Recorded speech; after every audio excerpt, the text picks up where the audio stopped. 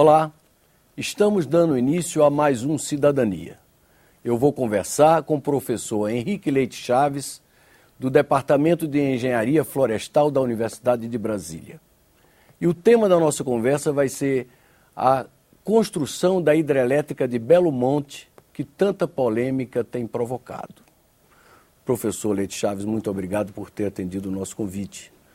E eu vou começar logo direto ao ponto. O senhor é contra ou a favor da construção da hidrelétrica de Belo Monte? Armando, em primeiro lugar, muito obrigado pela receptividade aqui na TV Senado. Eu sou favorável com ressalvas, né? Favorável porque o Brasil precisa de grandes aportes de energia elétrica para fazer frente às demandas que nós temos no país hoje, né? Alguém pode perguntar, muito bem, mas não poderia haver outras alternativas energéticas? Essas alternativas, elas seriam assim muito atomizadas e não seriam suficientemente, digamos, grandes para aportar ao sistema elétrico nacional, que é interligado, né, do sul ao norte do país, a quantidade de energia necessária, por exemplo, para fazer frente à demanda crescente que em 2020, segundo estudos da UNB, do setor de engenharia elétrica, acumulará 8 gigawatts de déficit.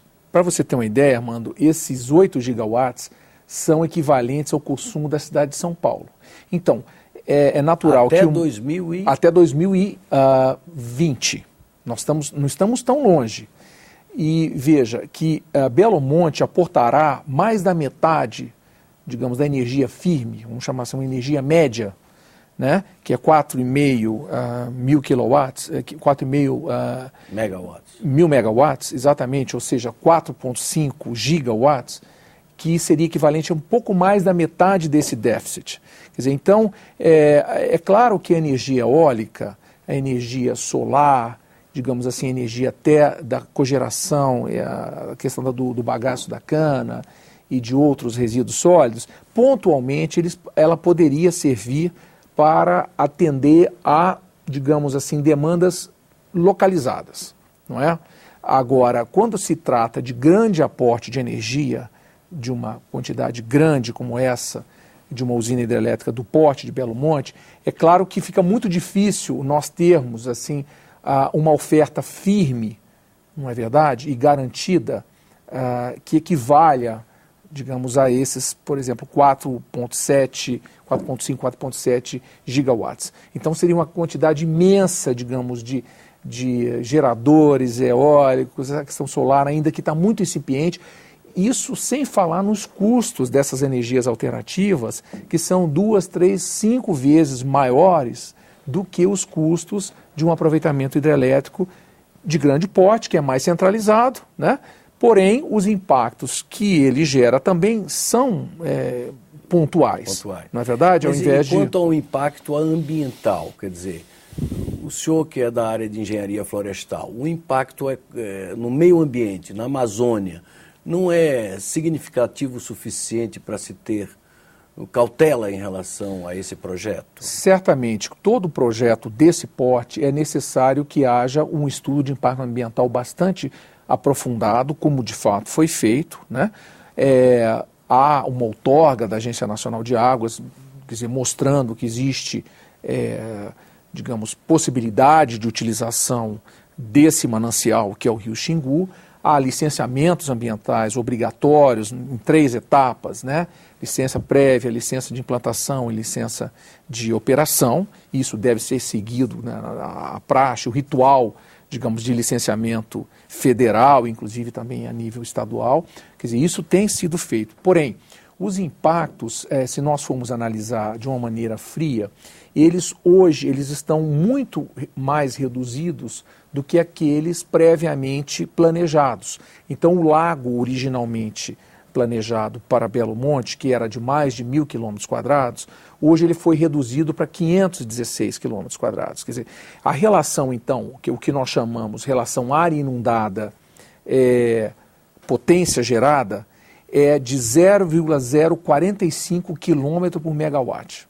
Isso significa que essa usina tem um dos menores índices, vamos chamar de que seria um impacto ambiental, área inundada, potência gerada do país, né? Só para lhe dar uma ideia, usinas anteriores que inundavam áreas muito maiores, como Balbina e Samuel, esses valores, ao invés de 0,045, né, seriam 9, 5, 6 em outros empreendimentos anteriores. Então nós estamos falando em uma redução de 80 a 100 vezes o impacto original daqueles aproveitamentos anteriores que realmente eram ruins, né? A gente chama barragem tipo Prato, como Balbina, né? Que realmente é condenada hoje até pelos defensores da energia hidrelétrica, e passando para uma situação de uma hidrelétrica tipo copo, né? O a fio d'água, como vamos dizer assim, onde os impactos são muito reduzidos. Então, só para você ter uma ideia, a área de inundação natural da calha do rio Xingu, sem a hidrelétrica, hoje, é na faixa de 200 a 250 quilômetros quadrados. Quer dizer, o próprio rio Xingu tem essa calha no seu momento de cheia, né, nos meses de março, abril, maio.